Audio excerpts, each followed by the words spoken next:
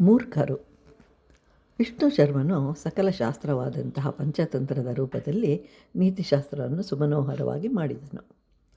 ಅಮರಶಕ್ತಿ ಎಂಬ ರಾಜನಿಗೆ 3 ಜನ ಮಕ್ಕಳು.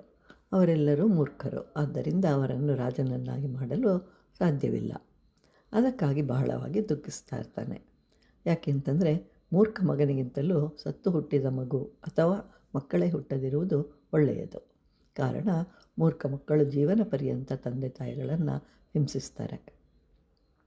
ಹೆಣ್ಣು ಮಕ್ಕಳಾದರೂ ಚಿಂತೆ ಇಲ್ಲ, ಮಕ್ಕಳೇ ಹುಟ್ಟದಿದ್ದರೂ ಪರವಾಗಿಲ್ಲ, ಗರ್ಭದಲ್ಲಿಯೇ ಹೋದರೂ ಸರಿ, ಜನಿಸಿದ ಕೂಡಲೇ ಸತ್ತರೂ ಸರಿ.